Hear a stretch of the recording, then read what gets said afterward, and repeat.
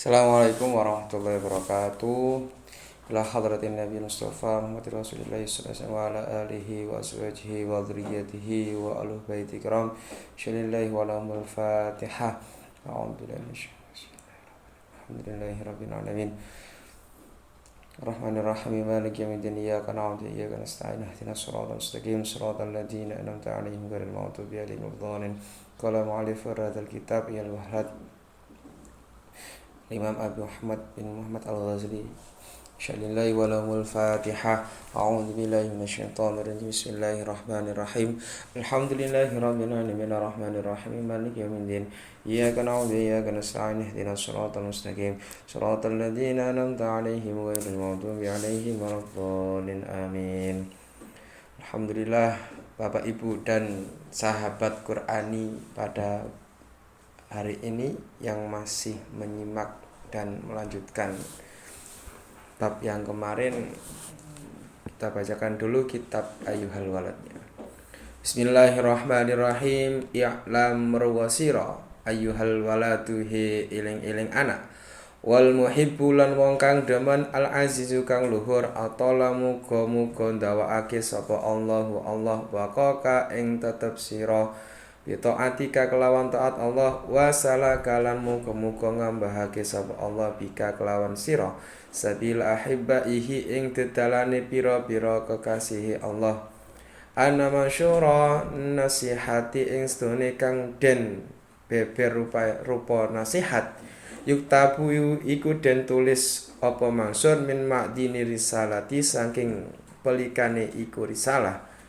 Ingkana lamun ana apa kelakuan iku qad balagoka teman-teman temuka ing sira minhu saking maktin apa nasihat fa ayu hajatin mongko utawi endi hajat laka iku tetep kedue sira fi nasihati ing dalam nasihat ingsun wa iya belug lan lamun temuka apa nasihat ka ing sira fakul maka metuwa maka matur sira li marang ingsun madza ing apa hasaltu ngasilake ingsun fi hadisinina ing dalem iki pira-pira taun al madiyah kang wis kliwat. Ayuhal walad he eling-eling anakku min jumlah tima setengah saking golongane barang nasoha kang paring nasihat bihi kelawan ma sapa Rasulullah sallallahu alaihi wasallam ummatahu ing ummate Rasul qauluhu alaihi salam utawi dawe Rasulullah sallallahu alaihi wasallam alamatu i'radillahi ta'ala utawi tetengare mengone Allah ta'ala anil abdi saking kawula iku istighaluhu ketungkuli kawula bima kelawan barang la yaknihi kang ora manfaati ma ing abet wa innam ra'an lan stune wong zahabat kang lunga apa saatun siji mangsa min umrihi saking umure wong fi ghairi ma ing dalem liyane barang khulika kang den gawe sapa wong lahu krana ma minal ibadati bayane ibadah la jadirun nyekti iku patut apa antatula yen to suwe alaihi ing atase wong apa hasratuhu nelongsone wong waman utawi sapa wonge iku jawaza ngliwati sapa man al arba'ina ing umur 40 walam yaglib lan ora menang apa khairuhu kebagusane man ala syarihi ing atase alane man fal yatajahhaz mongko becik cawis sapa mas ilan nari marang neraka wa fi hadhihi nasihati lan iku tetep ing dalem nasihat kifayatun utawi cukup li ahli ilmi kedhe wong kang ahli ilmu. Pembahasan kali ini tentang hakikat ilmu yang bermanfaat. Apa ilmu yang bermanfaat? Yang bermanfaat bagi kita. Kita lihat pada hari ini, kenyataan hari ini sekarang semua orang bisa tahu segalanya lewat mesin pencari, yaitu gadget atau handphone atau yang nama lainnya smartphone. Kita bisa hafal definisi ikhlas, hafal urutan rukun sholat, hafal dalil-dalil berat hanya menggunakan handphone atau smartphone. Kita search ke Google, kemudian ke pencarian, kemudian kita hafalkan. Atau lewat yang sekarang populer yaitu AI. Kalau HP-nya yang lain yang smartphone yang agak modern, yang lumayan modern yaitu Gemini. Permasalahannya Imam Al-Ghazali mengingatkan bahwa jika ilmu hanya sampai di tenggorokan, hanya dihafal tanpa turun ke hati, maksudnya tidak diamalkan, ya bukan lagi cahaya melainkan beban dalam pikiran. Karena apa? Jika ilmu itu kita hafalkan, dihafal terus tapi tanpa diamal, maka semakin lama semakin berat kita mengingatnya. Terus diingat tapi tanpa dipakai.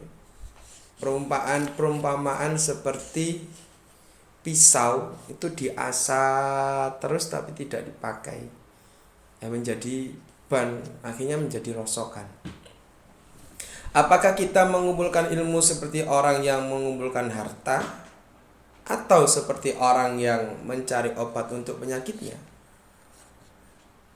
Banyak orang itu mencari harta terus atau mencari obat untuk penyakitnya.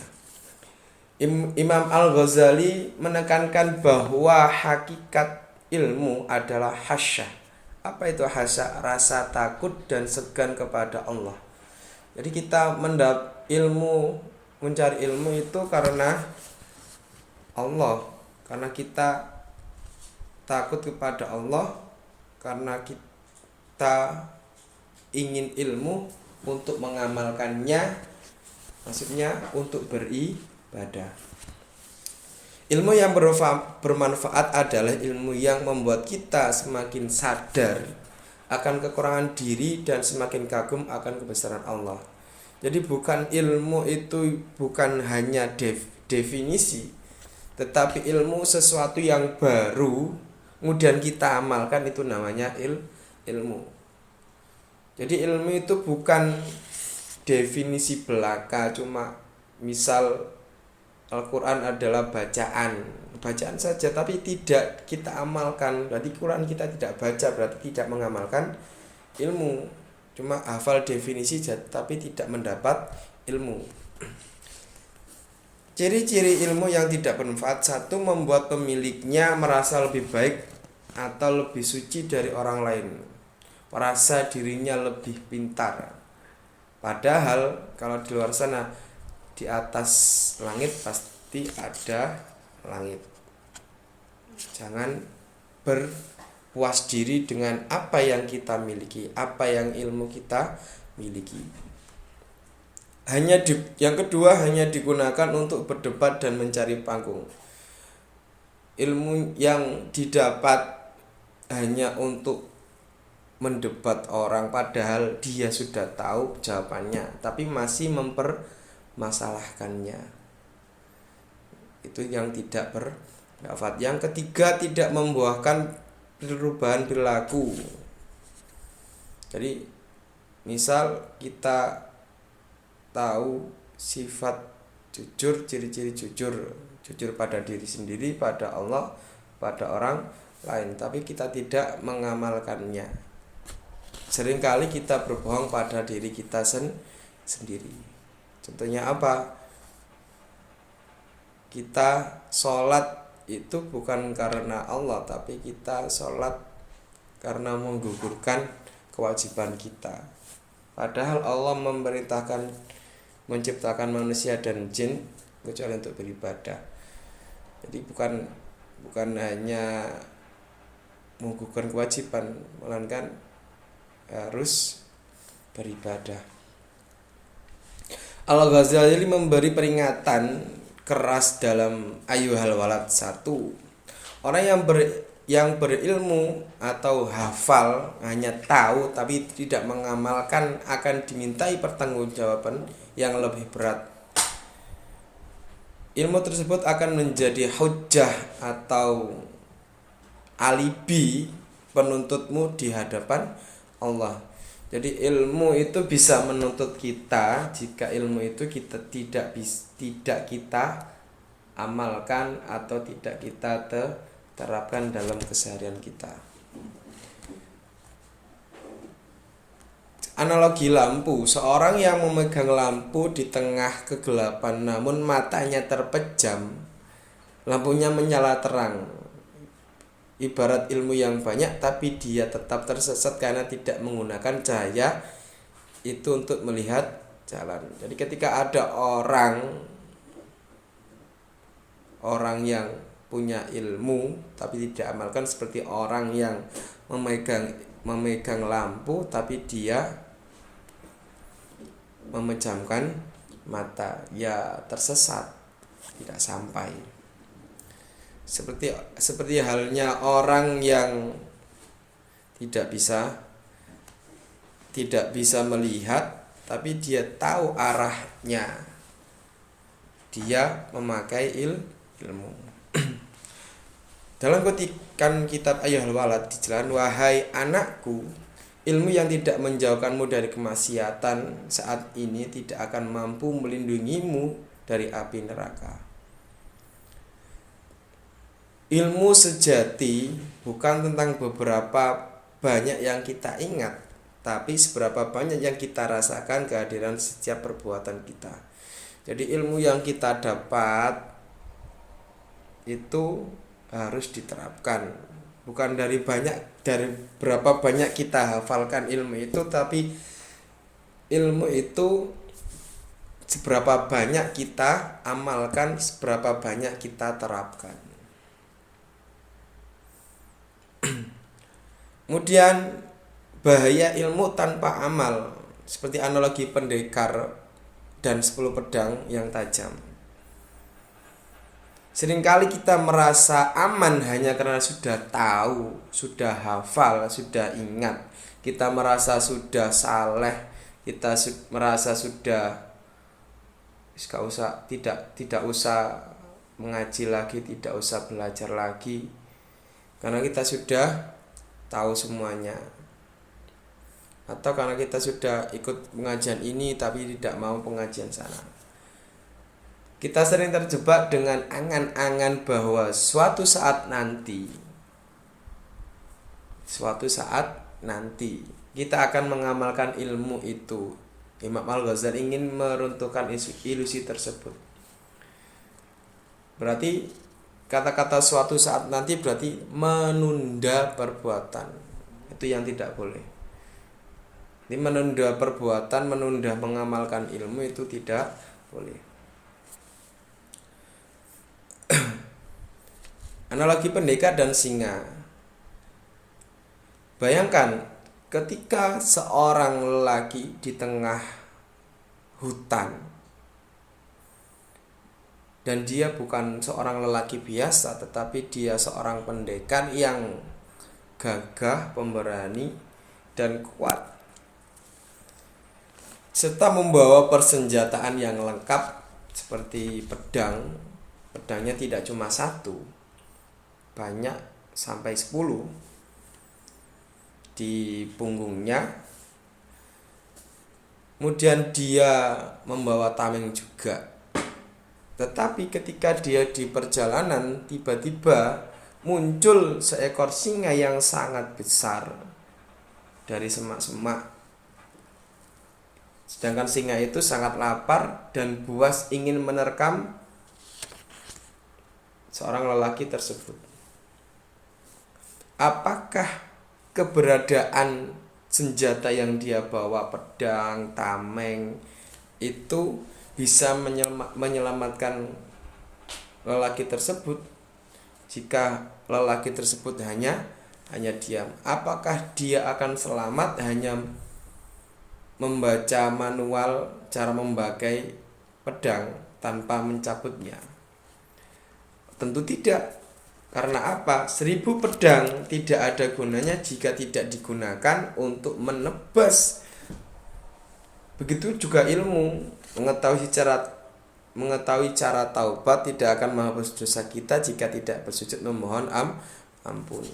Jadi seorang lelaki tadi, walaupun dia gagah, ahli bela diri, kuat, punya senjata, ketika melawan singa tadi tanpa mengayunkan pedang, akhirnya kalah dengan apa? Kalah dengan singa. Begitu juga kita menghafal ilmu yang sangat banyak, tapi ilmu kita tidak kita terapkan, tidak kita amalkan, percuma.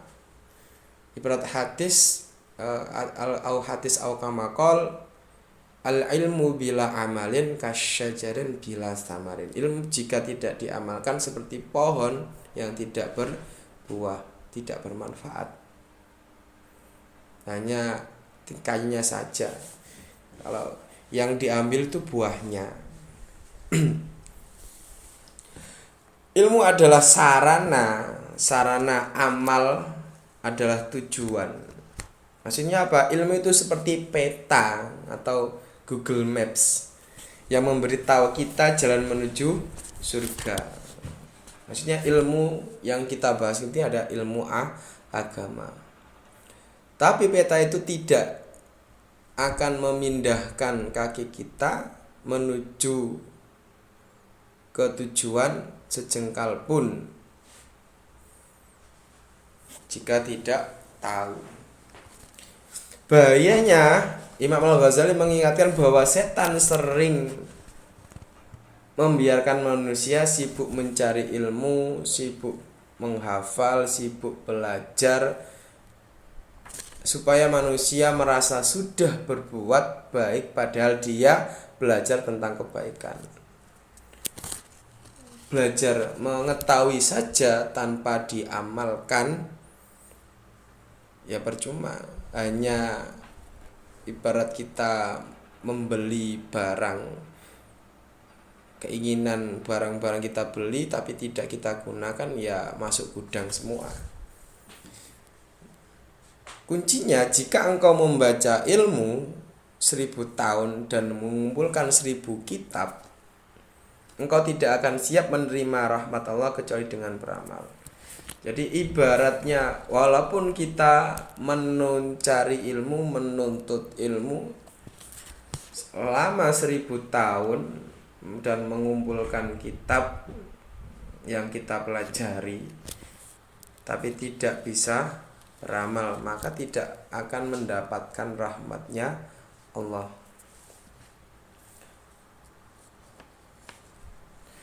Kita menjadi pelaksana, bukan penonton. Kesimpulannya, Allah tidak akan bertanya kepada kita berapa kitab yang kau baca, berapa hadis yang kau hafal, berapa ilmu agama yang kau hafalkan. Tapi Allah bertanya, apa yang kau lakukan dengan yang kau tahu? Apa? Maka dari itu, kita memohon perlindungan dari ilmu yang menghiasi lisan tapi mengeras di hati. Intinya,